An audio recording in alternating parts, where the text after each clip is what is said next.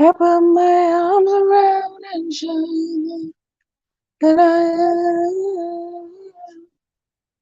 am unstoppable. Good morning, guys. Good morning, everybody. Welcome, welcome into the live. This is what Wednesday, May 10th.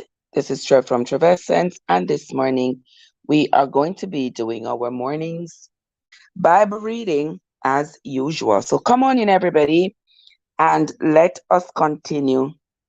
Let us continue the reading of the book of Samuel. Now, yesterday we read how about the birth of Samuel and how Samuel was starting his work of leading the people.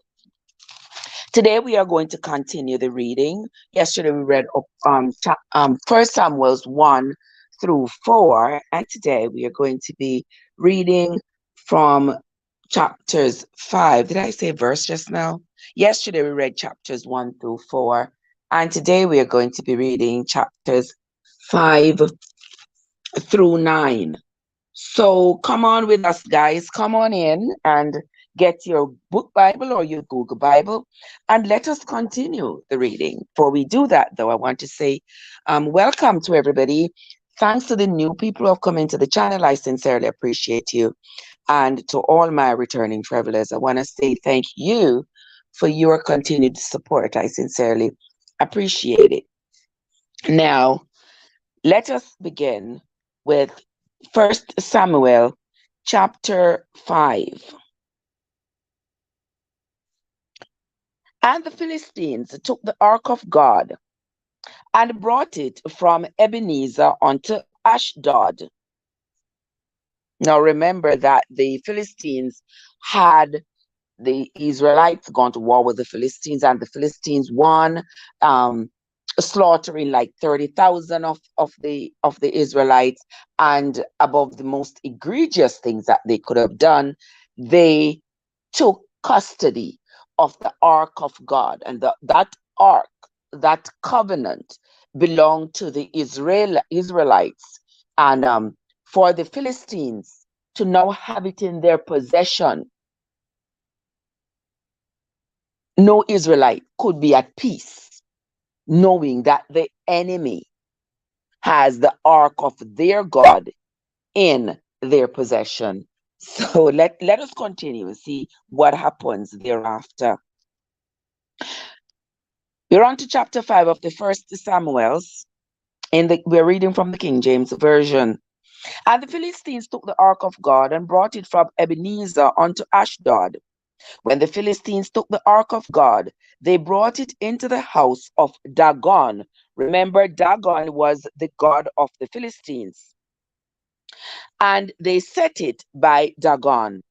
And when they of Ashdod, that means the people of Ashdod, arose early on the morrow, meaning they arose early in the morning, behold, Dagon was fallen upon his face to the earth before the ark of the Lord. And they took Dagon and set him in his place again. All right. So the Philistines had brought the ark of God that they had captured from the Israelites, and they brought it to their god Dagon. And in the morning, when they woke up, when the people of Ashdod woke up, Dagon, their god, their idol, was lying flat on its face. Um, they attributed that to the fact that the ark of the true and living God was in its presence, and it couldn't stand that. So that's what caused their false God to fall on its face. So the people put their God back in its place where it belonged. Let's see what happens after that. Verse 4. And when they arose early on the morrow morning, that means early the next morning, behold, Dagon was fallen upon its face to the ground before the ark of the Lord, and the head of Dagon and both the palms of his hands were cut off. upon the threshold. Only the stump of Dagon was left to him. So now, the first morning, when they came, after they brought the covenant, the ark of God, that they stole from the Israelites and put it in the presence of their God, the next morning they came, their God was lying on its face. They put their God back in its place. And then the next morning they came back. Not only was Dagon, their God, fallen on his face, but his head and his arms were cut off. So I'm sure they're reading this as a sign. So, well, there is some force here. There is some force here that we don't understand, that is probably sending us a message that this Dagon that we are worshiping is is not a real God. There's a power that is greater than he, and that is what is being manifested here. Let's continue. Verse 5. Therefore, neither the priest of Dagon nor any that came into Dagon's house tread on the threshold of Dagon in Ashdod unto this day. But the hand of the Lord was heavy upon them of Ashdod, and he destroyed them, and smote them with emerods, even Ashdod and the coast thereof. And when the men of Ashdod saw that it was so, they said, the ark of the God of Israel shall not abide with us, for his hand is sore upon us, and upon Dagon our God. Verse 8. They sent therefore and gathered all the lords of the Philistines unto them, and said, what shall we do with the ark of the God of Israel? And they answered, let the ark of the God of Israel be carried about unto Gath. And they carried the ark of God of the God of Israel about thither. Verse 9.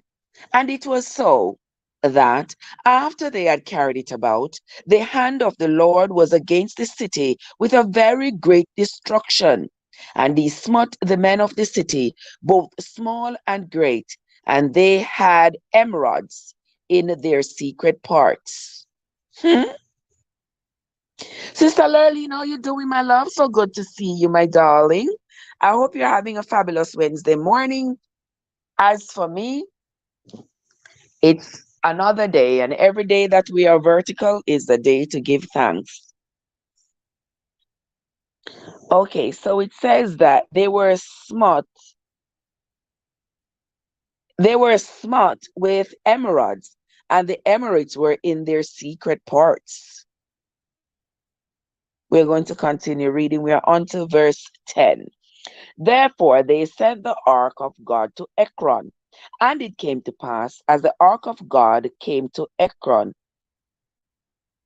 that the Ekronites cried out, saying, they have brought about the ark of the God of Israel to us, to slay us and our people.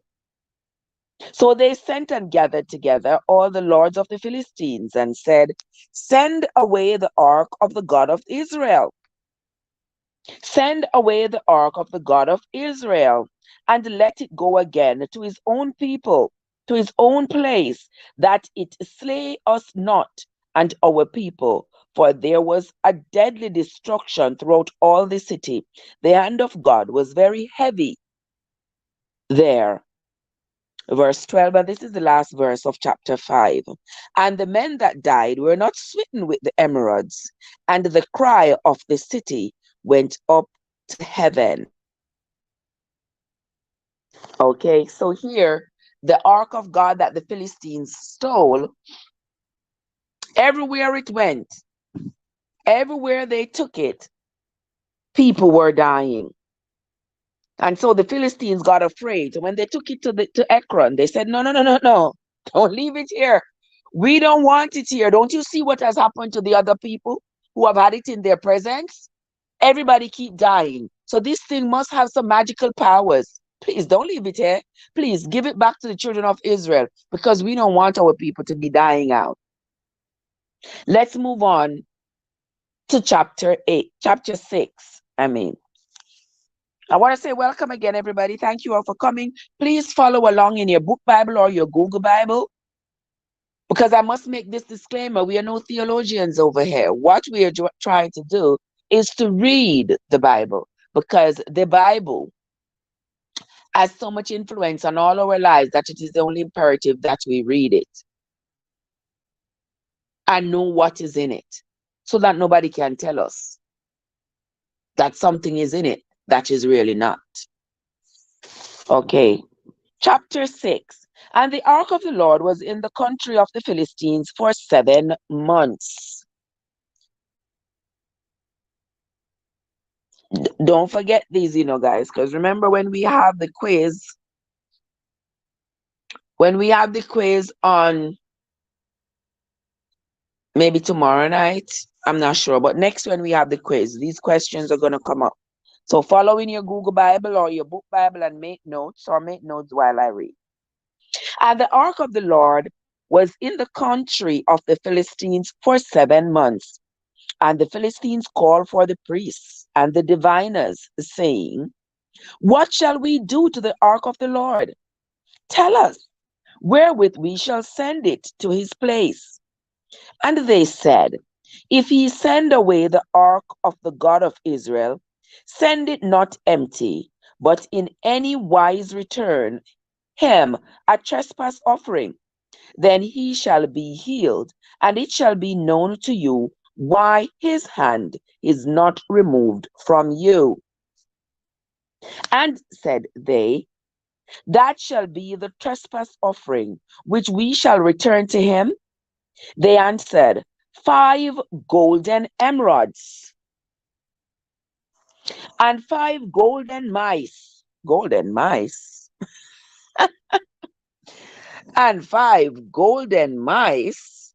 Oh my word. Welcome, Mana. Mana, how are you doing? I hope you're having a great day. So good to see you. Thank you so much for stopping by, my love. I sincerely appreciate that. We are here reading from the book of 1 Samuel. So you can follow us in your book Bible or in your Google Bible as we read.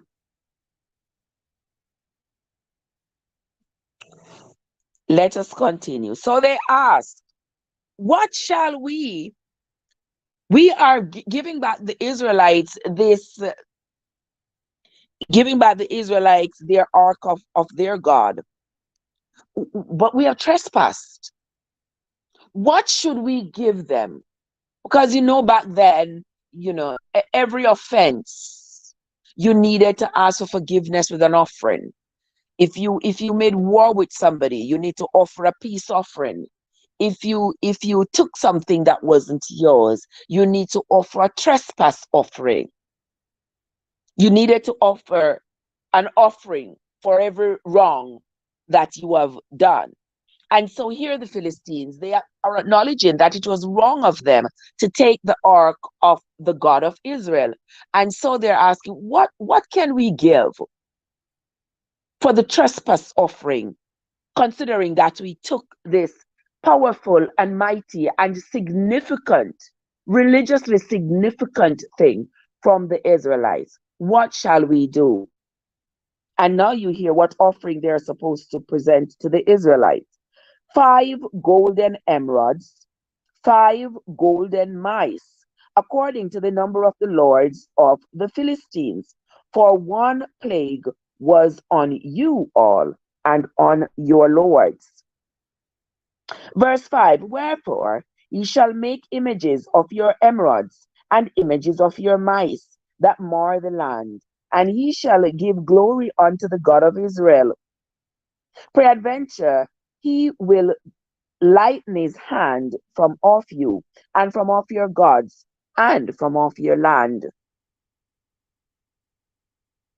Verse 6, wherefore then do ye hearken your hearts, as the Egyptians and Pharaoh hearkened their hearts?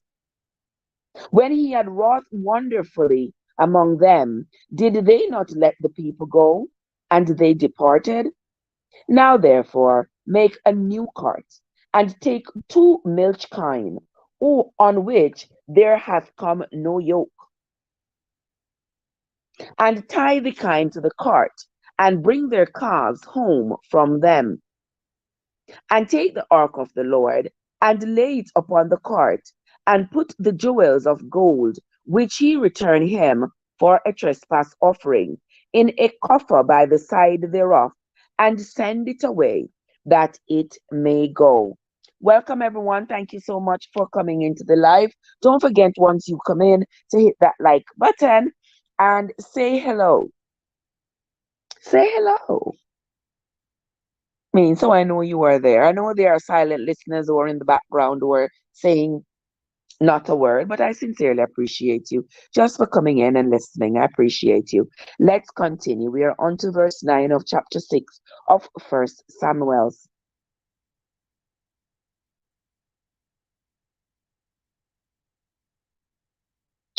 Verse 9, and see, if it goeth up by the way of his own coast to Beth Shemesh, then he hath done us this great evil. But if not, then we shall know that it is not his hand that smote us. It was a chance that happened to us. You see, they don't want to believe that because of the transgression they committed against the Israelites, that the Israelite God had anything to do with whatever ill that has befallen them after that. They want to believe that it is they want to believe that it is just a circumstance. It is just something that happens. The God has nothing to do with it. Has no contribution whatsoever to what has happened to us. It's just something that happens. Let's continue. Verse 10. And the men did so, and took two milch kine, and tied them to the cart, and shut up their calves at home. And they laid the ark of the Lord upon the cart, and the coffer with the mice of gold, and the images of their emeralds. And the kine took the straight way to the way of Beth Shemesh, and went along the highway, lowing as they went, and turned not aside to the right hand or to the left. And the lords of the Philistines went after them unto the border of Beth Shemesh. So they have these animals, they yoke the animals together and had the animals to carry the golden emeralds and the golden mice back along with the ark of God. They're taking back the ark of God to the Israelites, and also they are carrying their trespass offering of golden mice and golden emeralds. And AG is in the house. AG, how are you doing, my love? Happy Wednesday morning to you. You know it's Wednesday, someday. How are you doing? I hope you're having a great day. And be safe out there on the road, my brother. Let's continue. We're going to read verse 12 again. And the kine took the straight way to the way of Beth Shemesh, and went along the highway, lowing as they went. That means they were mooing. They were mooing. You know how cows moo. As they went, and turned not aside to the right hand or to the left. And the lords of the Philistines went after them unto the border of Beth Shemesh. And the people of Beth Shemesh. Now the Bible says, and they of Beth Shemesh. Now it means the people. And the people of Beth Shemesh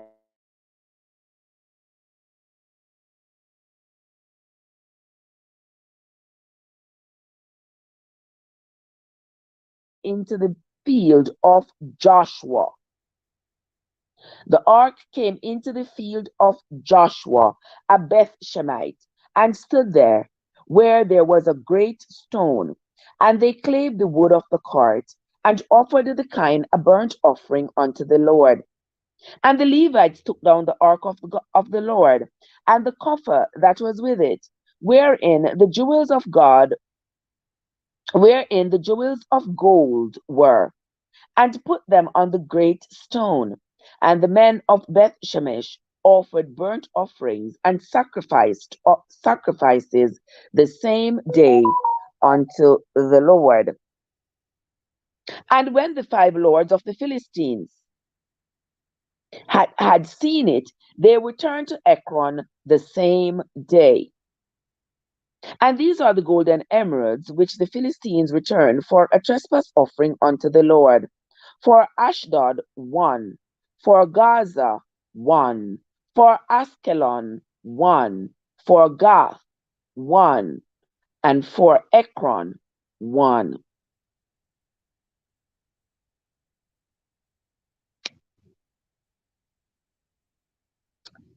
Let's move on.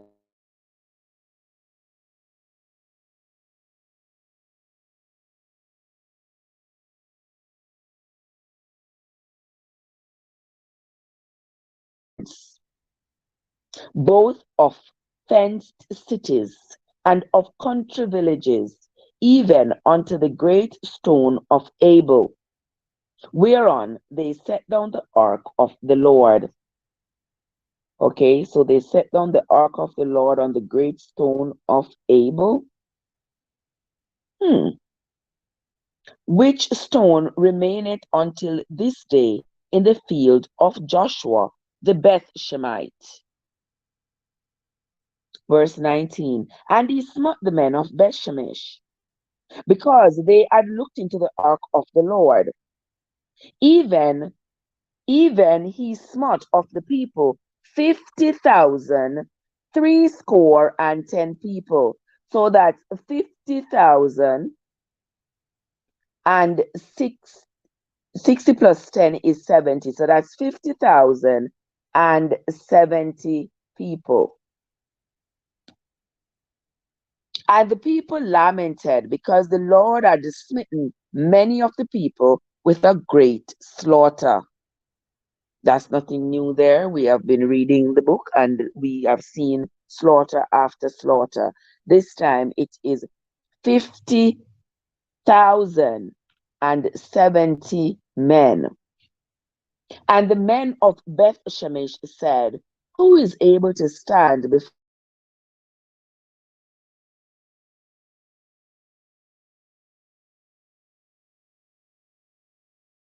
verse of chapter 6? And they sent messengers to the inhabitants of Kirjath Jearim, saying, the Philistines have brought again the ark of the Lord. Come ye down and fetch it up to us. Now, this 50,000 and 70 people that were killed, let me understand this. Let me see, because I want to know if these were really the Israelites people or were these Philistine people that were killed. Verse 19 said, and he smote the men of Beth Shemesh. But the men of Beth Shemesh were Israelites. And he smote them because they had looked into the ark of the Lord. Wow. Okay. So they should not look into the ark of the Lord, or else they'll get smitten. So 50,000 and 70 men looked into the ark of the Lord, and he smote them dead for just that. I'm sure we're going to find somewhere else in the Bible where this is explained, or we'll find some other literature that will explain it. Because I thought the ark of the Lord belonged to the Israelites, and the Philistines having brought it back, they all wanted to see it, to see, that it was intact and it was the way that it was when the Philistines stole it. So I'm surprised there that by them looking into this ark that was a symbol of their God, that their God would punish them so harshly for looking into this ark that was a representation of him, the person who they worshipped. Let us continue on to chapter 7. Maybe we will find an explanation for that, because to me that doesn't make too much sense. I would think that he would he would smite the Philistines. Say, if it had said that he smote the Philistines for having looked into the ark, then I could understand and said, okay, well, the Philistines were considered the enemy. But if the Israelites were considered to be the chosen people and the ark belonged to them, I'm not understanding, or maybe there is something else that I need to know before I can understand it. And so we're going to continue reading and hope that we find that something. Okay, let's move on to chapter 7.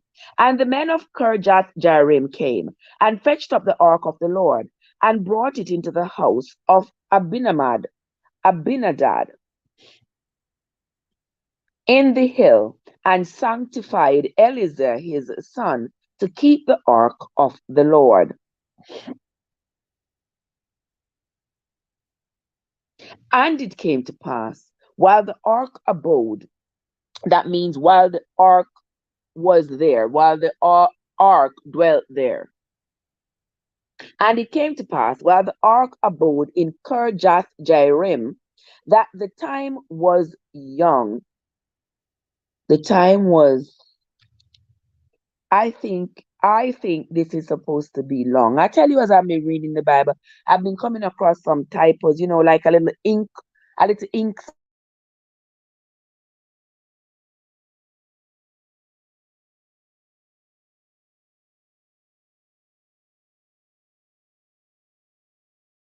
why. So I'm going to read it as long because I believe it should say long. Verse 2 of chapter 7 of the book of First Samuel. And it came to pass, while the ark abode in Kirjath Jearim, that the time was long, for it was 20 years. That would make long make sense if it says 20 years. It was 20 years, and all the house of Israel lamented after the Lord. And Samuel spake unto all the house of Israel, saying, If ye do return unto the Lord with all your hearts, then put away the strange gods and Ashtaroth from among you, and prepare your hearts unto the Lord, and serve him only, and he will deliver you out of the hand of the Philistines. Also, here the Israelites were still serving other God. Okay, other gods. So that would explain why 50,000 and 70 of them were smitten, because they were serving other gods. Still a harsh punishment just for serving somebody else, but I mean, no God wants to be disrespected. Let us continue. Verse 4. Then the children of Israel did put away Baalim and Ashtaroth and serve the Lord only. Because remember, the children of Israel were in captivity. The Philistines had control over them, and so they were being forced to serve the Philistine gods, Baalim and Ashtaroth. So for them to return to serving their God, they had to be willing to abandon these quote unquote false gods, Baalim and Ashtaroth, that were the gods that they were being forced to serve, because they had to serve the gods of their captor. Because while they were in captivity, they were not allowed to serve their own gods. So verse 5, and Samuel said, Gather all Israel to Mizpeh, and I will pray for you unto the Lord. And they gathered together to Mizpeh, and drew water, and poured it out before the Lord, and fasted on that day, and said there, We have sinned against the Lord. And Samuel judged the children of Israel in Mizpeh.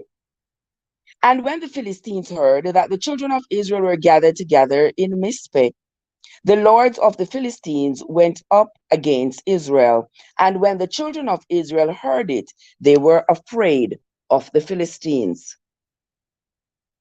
And the children of Israel said to Samuel, cease not to cry unto the Lord our God for us, that he will save us out of the hand of the Philistines.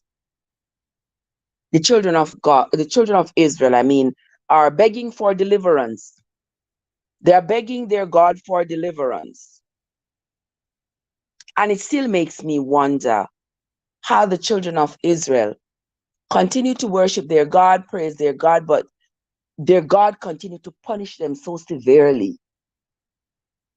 It must be a miserable existence. They just get punished over and over, over and over and over and over. From the slightest transgression to the most egregious transgression, they just get punished. It's almost like you have a child, and this child, if you continue to find fault with everything that this child does, you end up with a broken adult. You end up with a child that has grown up to be afraid to take risks,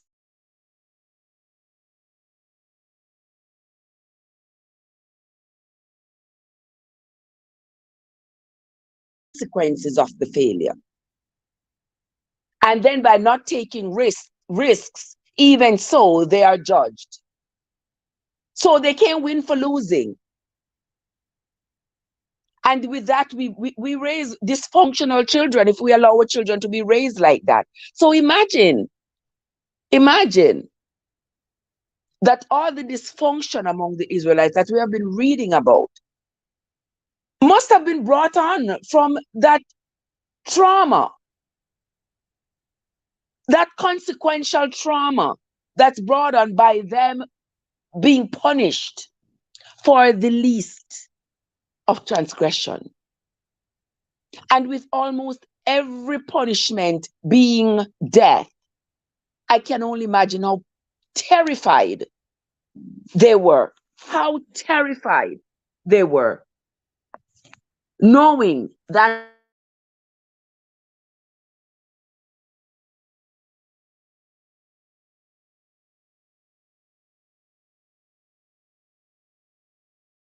must continue. We are going to read verse 6 again. And they gathered together to Mizpeh and drew water and poured it out before the Lord and fasted on that day and said there, we have sinned against the Lord. And Samuel judged the children of Israel in Mizpeh.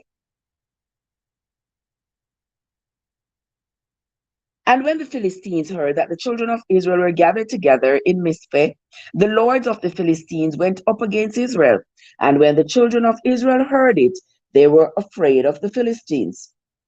And the children of Israel said to Samuel, cease not to cry unto the Lord our God for us, that he will save us out of the hands of the Philistines.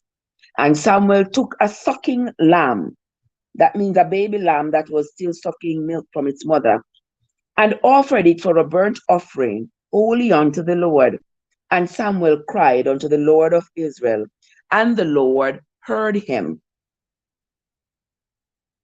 And as Samuel was offering up the burnt offering, the Philistines drew near to battle against Israel. But the Lord thundered with a great thunder on that day upon the Philistines, and discomfited them, and they were smitten before Israel. So there we go. There we start the cycle again. We sin, we offer sacrifices. We sin, we get smitten. We offer sacrifices, we get help. And that cycle continues. We sin again, as humans do, we get smitten. We offer sacrifices, we get delivered. Going round and round. Here again, they were smitten. 50,000 and 70 of them, because they were serving these false gods. And now they have decided that Samuel Samuel is the one who is judging Israel at this time. They want Samuel to pray and offer offerings on their behalf so that they can go back to being in favor with their God. And so as Samuel has offered the sacrifices, the Philistines have come to fight with them again. But because Samuel is offering offerings and asking for forgiveness from their God, they are getting some grace again. And so the Israelites are now being victorious over the Philistines at this point. Verse 11, and the men of Israel went out of Mizpeh and pursued the Philistines and smote them until they came under Bethkar. Then Samuel took a stone and set it between Mizpeh and Shen, and called the name of it Ebenezer, saying, hitherto hath the Lord helped us. So the Philistines were subdued, and they came no more into the coast of Israel. And the hand of the Lord was against the Philistines all the days of Samuel. So for as long as Samuel judged the Israelites, for as long as he was in charge, the Israelites could not come near the Philistines. The Philistines would win all the fights. And the cities which the Philistines had taken from Israel were restored to Israel, from Ekron even unto Gath, and the coast thereof did Israel deliver out of the hands of the Philistines, and there was peace between Israel and the Amorites. And Samuel judged Israel all the days of his life. And he went from year to year in circuit of Bethel and Gilgal and Mizpeh, and judged Israel in all those places. Verse 17, and this is the last verse of chapter 7 of the book of 1 Samuel. And he returned, and his return was to Ramah, for there was his house. And there he judged Israel, and there he built an altar unto the Lord. Welcome, Winsome. How are you doing? So good to see you, Sister Winsome. Thank you. I hope you're having a great Wednesday morning, Winsome. So good to see you, my love. How is your day going, Winsome? How is your morning going? I hope you're having a great morning, my love. We are going to continue reading. And I hope you're following, Winsome, with your book Bible or your Google Bible. We are on to chapter 8 of the book of 1 Samuel. And it came to pass, when Samuel was old, that he made his sons judges over Israel. Now the name of his firstborn was Joel. Don't forget that. Don't forget that, Winsome. Joel was Samuel's firstborn. And the name of his second was Abiah. They were judges in Beersheba. Okay, so Joel and Abiah, sons of Samuel. And they were judges in Beersheba. And his sons walked not in his ways. Okay, so here we have his sons not walking in his way, not following the teachings of their father. Let's find out what they do and what the punishment was from their father and from their God. And his sons walked not in his ways, but turned aside after lucre, and took bribes and perverted judgment. Okay, so they were not judging Israel fairly. They were taking bribes. And you know, when people take bribes, how money clouds their judgment. And because they are taking bribes, they look away when serious things are happening, they do not intervene and they do not pass judgment fairly. So let's see what happened to Samuel's sons, Joel and Abiah. Verse 4, then all the elders of Israel gathered themselves together and came to Samuel unto Ramah. Remember, what Ramah is the place where Samuel lives. And said unto him, behold, thou art old, and thy sons walk not in thy ways. Now make us a king to judge us like all the nations.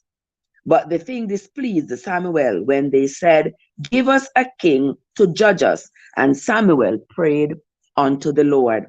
And the Lord said unto Samuel, hearken unto the voice of the people in all that they say unto thee, for they have not rejected thee, but they have rejected me, that I should not reign over them.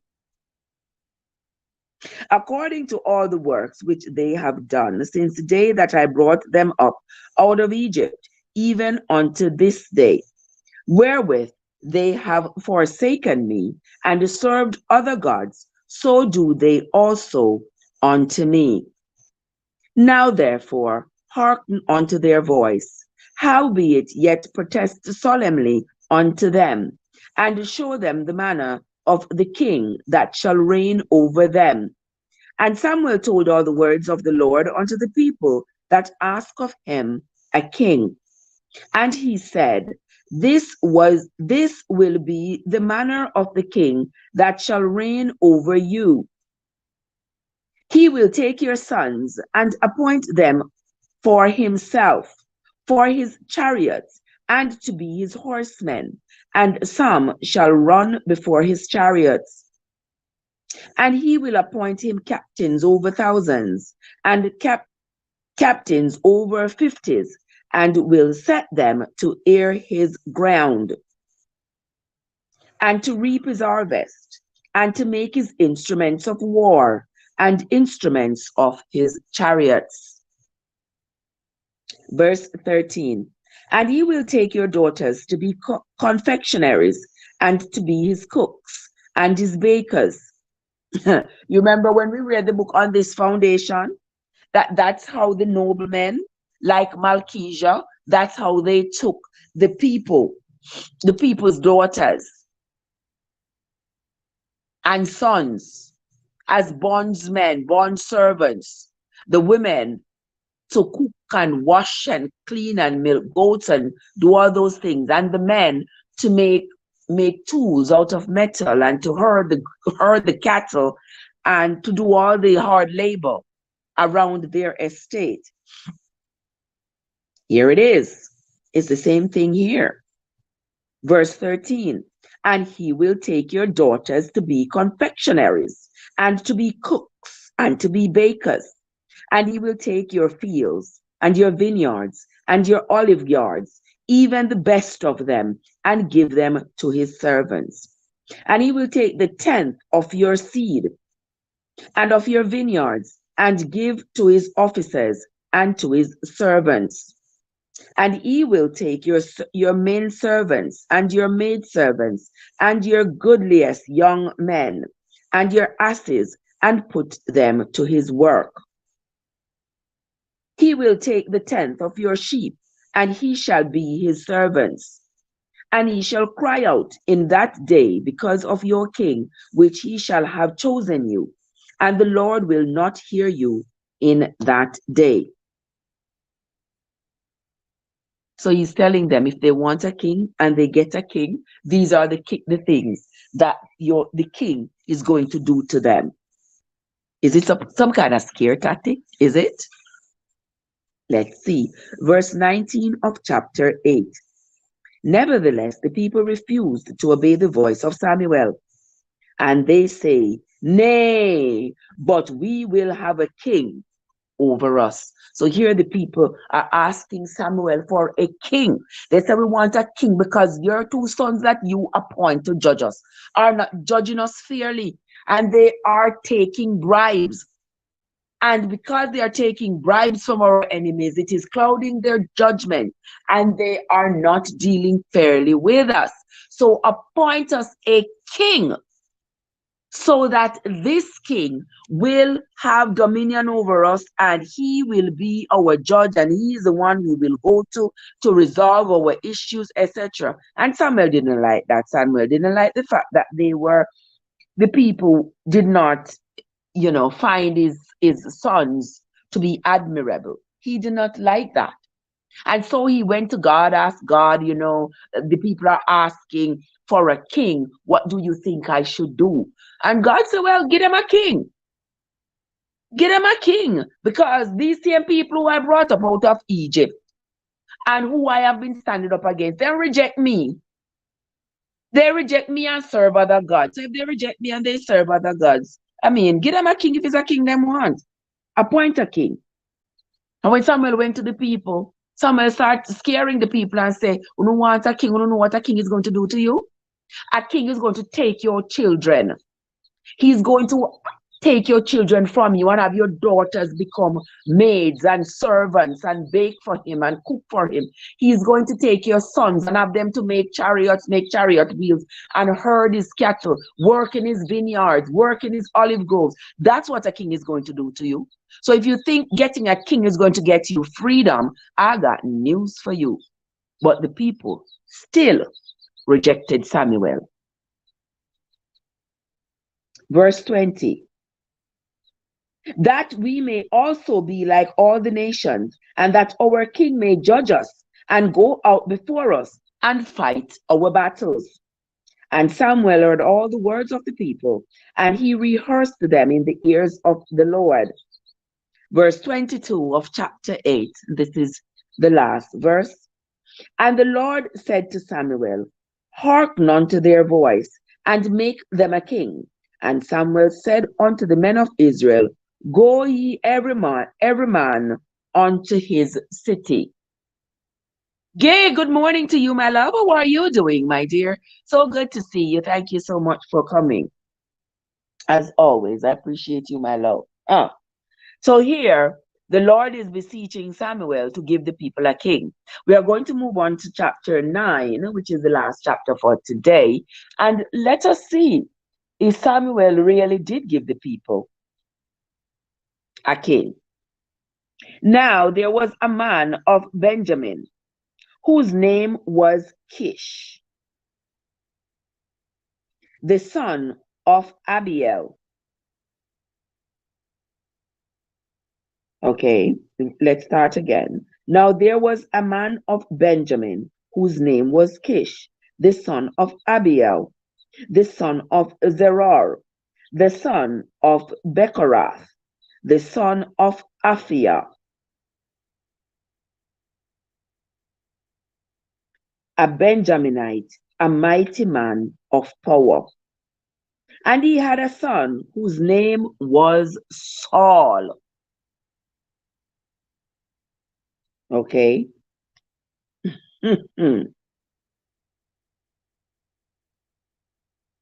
So here now we are getting into Saul. Some of you may remember the story of Saul. We're going to pretend we have never heard it before because we are reading for ourselves. Let's start again so you can identify who was Saul's father. Chapter 9 of the book of 1 Samuel. Now there was a man of Benjamin. That means that this person was a descendant of Benjamin, who is the son of Jacob, one of the children of Israel. Now there was a man of Benjamin whose name was Kish, the son of Abiel, the son of Zerah, the son of Bechorath, the son of Aphiah, a Benjaminite, a mighty man of power. And he had a son whose name was Saul, a choice young man and a goodly, and there was not among the children of Israel a goodlier person than he. From his shoulders and upward, he was higher than any of the people. Who was Saul's father, guys? Whitney's in the place, Connie's in the place. Blessed Wednesday morning, everybody. From what I have just read before I go any further, who was Saul's father? Who was Saul's father, guys? Going once, going twice. I just read it. Who was Saul's father? Come on, guys. Where are ya? Y'all didn't hear what I read just now? Kish. Yes, God. Kish. Kish was Saul's father. All right. So bear that in mind as we continue to read that Kish is Saul's father. All right. Let's move on to verse 3. And the asses of Kish, Saul's father, were lost. Here the Bible tell it to us. And Kish said to Saul his son, take now one of the servants with thee, and arise, go seek the asses. So here his father's asses are lost. How animals sometimes wander off, walk away, gone. So he says to his son Saul, take one of the servants to go with you and go find the asses that have gone astray. And he passed through Mount Ephraim and passed through the land of Shalisha, but they found them not. Then they passed through the land of Shalim, and there they were not. And he passed through the land of the Benjaminites, but they found them not. So here they are walking around all the neighboring communities looking for the asses that have gone astray, but they have not yet found them. Verse 5 says, and when they were come to the land of Zuph, that is Z-U-P-H, to the land of Zuph, Saul said to his servant that was with him, come, and let us return, lest my father leave caring for the asses, and take thought for us. Now you understand what that means. When they reached the city of Kuf, Saul says to the servant, come, let us go back, because we have been walking and searching now for a long time. My father will soon not even be worried about the asses anymore, as he's going to be worried about us not having come back in a reasonable time, because we have been searching so far and wide for these asses. Verse 6 says, and he said unto him, behold now, there is in this city a man of God, and he is an honorable man. All that he saith cometh surely to pass. Now let us go thither. Peradventure he can show us our way that we should go. Then said Saul to his servant, but behold, if we go, what shall we bring this man? For the bread is spent in our vessels, and there is not a present to bring to the man of God. What have we? And the servant answered Saul again and said, behold, I have here at hand the 4th part of a shekel of silver. That will I give to the man of God to tell us our way. So here, Samuel and the servant, Samuel's father Kish, send them to go look for the asses that have gone astray. They have tarried looking for these asses. They can't find them. Now they are in the city of Kuf. You know what they're going to do now? It looks like they are going to consult some magic reader or something. That's why I'm reading into what has been said already, that they are going to consult with this person to see if he can tell them, like this, I don't know, fortune teller or something like that, who can tell them where the asses are, because they feel like they are searching in vain at this point because they cannot find the animals and they have been searching, searching, searching. They say, well, we don't have no more water left in our bottle. The little food we brought with us is finished. So we don't have nowhere else to search for these asses because we cannot find them. We need to go back. But Samuel said, well, guess what? We're going to go to this fortune teller, whoever person it is, the people who can tell the future and tell you where things are, those kinds of people, like medium or something like that. You remember when we read the book of the book with Harry? Oh, Harry, when things got so bad with him, he went to the medium. And he was behind the curtain, and the medium was telling him how his mother was, watching over him and all these things. So it's that kind of person they are going to see to tell them where the asses are. And even today we hear of people going to these mediums and seers, whatever they are, to tell them the future and to tell them which direction they should go. And these same people, they are as lost as a goose themselves. They don't know the future.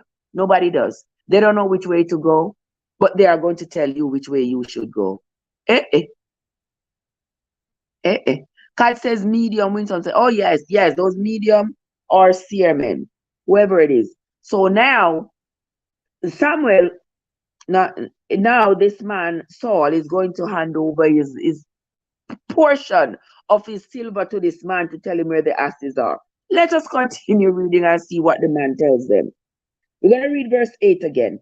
And the servant answered Saul again and said, behold, I have here. And the servant answered Saul again and said, behold, I have here at hand the fourth part of a shekel of silver. That will I give to the man of God to tell us our way. Okay, so that was the servant who had that money. Not so fast. Not so fast. I'm not going to go too fast. We're going to read slowly. Verse 8 again. And the servant answered Saul again and said, behold, I have here at hand the fourth part of a shekel of silver. That will I give to the man of God to tell us our way. All right, that was the servant who said that. Before time in Israel, when a man went to inquire of God, thus he spake, come and let us go to the seer. For he that is now called a prophet was before time called a seer. Okay.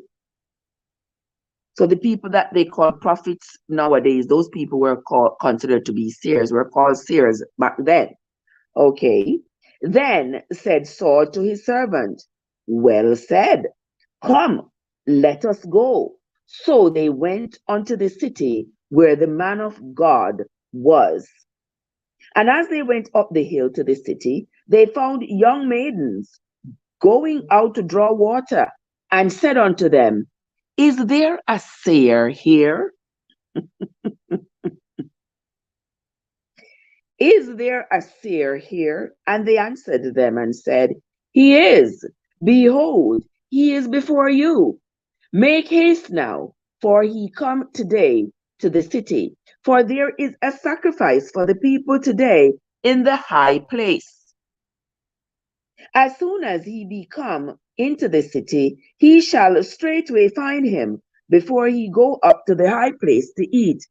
For the people will not eat until he come, because he doth bless the sacrifice, and afterwards they eat that he bidden. Now therefore get you up, for about this time he shall find him. And they went up into the city. And when they were come into the city, behold, Samuel came out against them. For to go up to the high place. Now the Lord had told Samuel in his ear a day before Saul came, saying, tomorrow about this time I will send thee a man out of the land of Benjamin, and thou shalt anoint him to be captain over my people Israel, that he may save my people out of the hand of the Philistines. For I have looked upon my people, because their cry is come unto me. Hold on there. So, hold on there.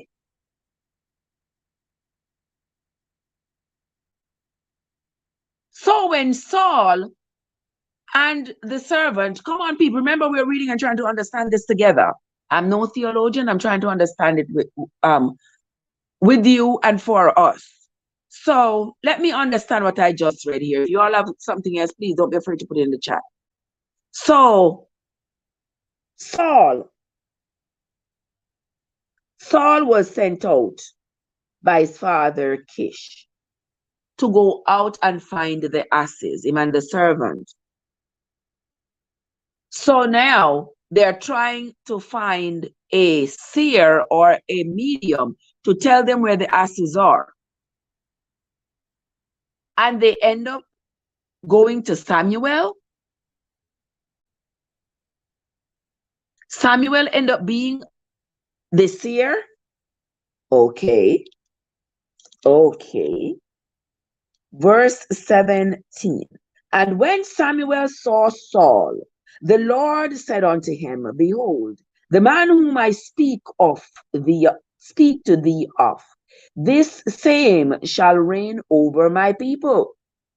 Then Saul drew near to Samuel in the gate and said, Tell me, I pray thee, where the seer's house is.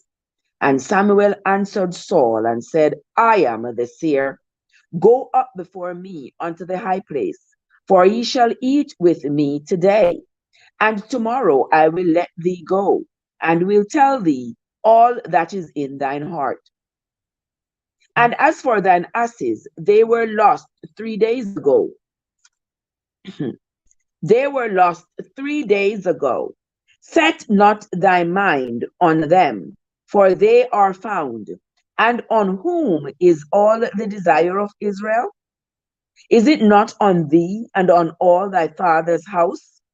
And Saul answered and said, Am not I a Benjaminite, of the smallest of the tribes of Israel, and my family the least of all the families of the tribe of Benjamin?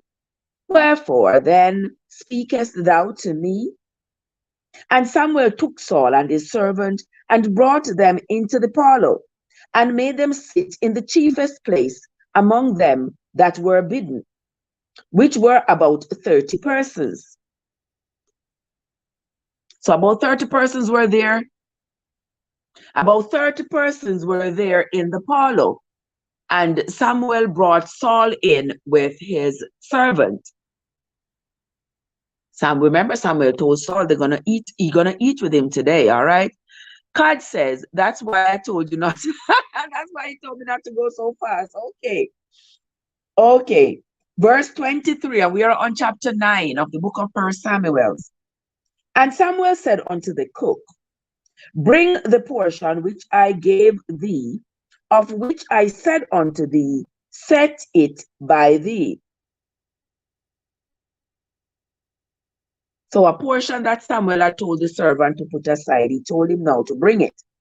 And the cook took up the shoulder and that which was upon it, and set it before Saul. And Samuel said, Behold, that which is left, set it before thee, and eat, for unto this time hath it been kept for thee, since I said, I have invited the people.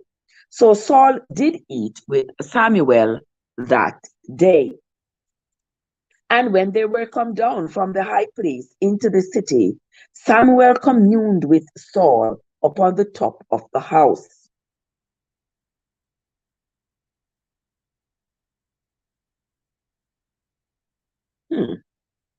Verse 26. And they arose early, and it came to pass about the spring of the day, that Samuel called Saul to the top of the house, saying, Up, that I may send thee away.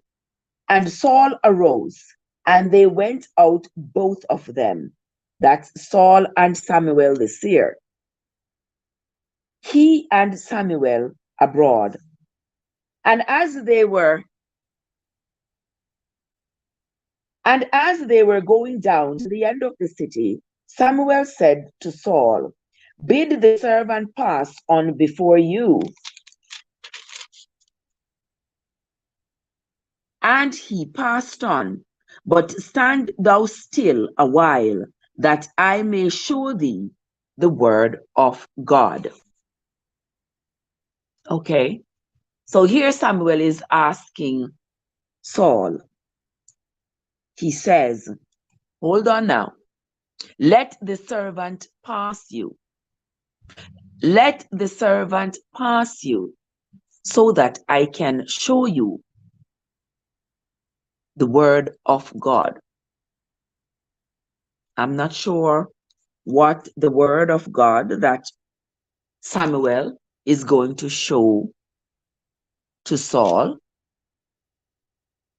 but I am sure that it's going to be something profound. Sister Winnie is in the house. Oh, Sister Winnie, how are you doing, my darling? So good to see you. Welcome. Thank you so much for stopping by, my dear Sister Winnie. I got to come over and visit you, Sister Winnie. I haven't seen you in a little bit. But don't worry, I'm coming. I'm coming. So, guys, here we are reading the book of First Samuel's, and we are reading about Samuel being the king, being the ruler over the Egyptians for all his life. Samuel was the ruler over the Egyptians from he was a child, and for all his life he ruled over the children of Israel. We have read of Samuel's two sons, his two sons, Joel and Abiah, who he had appointed to be judges in Israel, judges over the children of Israel. But they were two corrupt judges, and the people did not want them anymore. So the people said, we do not want them anymore. But Samuel wouldn't have it. The people wanted him to appoint them a king. And he said, He went to the Lord. And the Lord said, if it's a king them want, give them a king. Because guess what? These people, them stiff-necked and them ungrateful, I brought them out of Israel. I brought them out of Egypt. And I've been so good to them, brought them out of all of their tribulations. And they have turned their backs on me. So why you think they wouldn't turn their backs on a king? So give them a king if it's a king them want. Give it to them. But Samuel has not yet, according to the reading, he has not yet appointed a king to them because he is still troubled by the idea. And so he is going back and forth with the idea whether or not he should. But now, here, Saul goes out with the servant to go find his father's asses. Saul's father, Kish, has lost some asses. The asses wandered away. And Saul and a servant has gone out to go find them. And they have been journeying now for 3 days. They have been going from city to city, looking for these lost asses, and they cannot find them. They cannot find them. And so here they have decided that since we cannot find these asses, we are going to find a medium who can tell us where the asses are, because we're tired of searching. We're tired of going from city to city, asking everybody, you see some stray asses? Not some stray donkey. When you see some stray donkey, have you seen some stray donkey? And asking everybody and searching everywhere and not being able to find them. So now they're going to find this medium. They're going to ask the medium, tell us where the donkeys are now, please. Just like how you see people with their children getting kidnapped and they go to mediums to tell them where their children are. And the medium give them some crappy story and say, oh, I see your child underwater. And then they go out and they start searching every pond. And then the medium says, oh, I see your child. I see blood everywhere. Meaning put the parents in anxiety, thinking, well, the children has to be have been kidnapped and murdered, because if the medium says they see blood everywhere. And this is how these fortune tellers, whatever they are called, sort of mislead people, because they don't know the future just as much as you and I don't know the future. Just a little FYI there. So hear this one. When Saul goes in to see the medium he's seeing is Samuel. And Samuel wants to tell him quite a few things about the word of God. So when we come back tomorrow, we are going to continue the reading from chapter 10, because I want to find out, just as much as I know you all want to find out, what Samuel has to tell to Saul.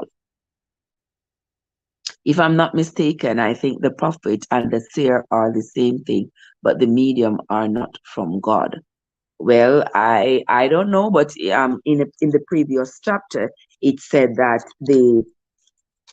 the people that were called prophets, that are called prophets of today, were considered to be seers in days gone by. So because a prophet is someone who can tell the future. So they said if a prophet of today were considered seers back then, so they were able to, quote unquote, they were able to tell the future. All right, guys, if you have any supporting information about what we have read, or even any contradictions to what we have read, or any additional literature, I would love to hear it. I would love to read it. You can always text it to me. You can always text it to me, or email it to me. You can always find my email in my description. It should be there. You can always email it to me and let me know where to find it, where to go to read it, because it would be my absolute pleasure to be able to read additional literature, so we get even more context as to what the Bible is saying. Because a lot of times the Bible, people say, oh, the Bible is so confusing. And I can understand perfectly well why you would say the Bible is confusing. Because of course, yes, if you grab any book, not just the Bible, but if you grab any book and read just one verse or read just one chapter, you will never get the entire context of what the book is talking about. So if you run with that one chapter or that one verse without getting the full context, I can understand why you would be confused, because after all, I would be confused too. The amazing M&G's in the house. Morning, my dear sweet sister. How are you doing, my love? So good to see you. Thank you so much for coming in, as always. I was watching you earlier this morning when I was supposed to start the live this morning. I'm watching you walking because they blocked the road. I said, oh my God. When after watch, I said, oh my God, I realized that I have to start the live. How are you doing this morning, my sister? I hope you're having a great Wednesday morning. And also, guys, I hope you all are having a great morning. That's going to be it for the Bible reading for this morning. Join me again tomorrow morning when we will continue the reading of 1 Samuel. Keep your Google Bible or your book Bible at hand so that you can follow with me as I read, so that we all can get a good understanding of what the Bible is saying to us, to whoever it was talking to. All right. So that's going to be it from me for this morning, my friends. Until the next time, this is Trev from Trevessence, where your journey matters. Now, have yourselves a great day, everybody. And I will for sure see you all later.